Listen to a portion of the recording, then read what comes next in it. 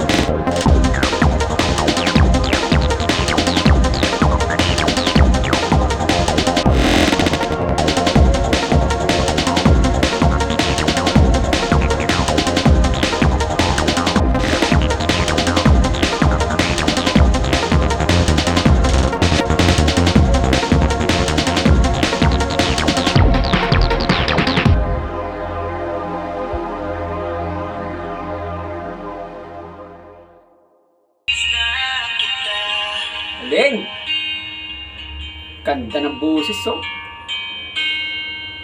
Congratulations po. Napakagaling ng awitin ito. Grabe.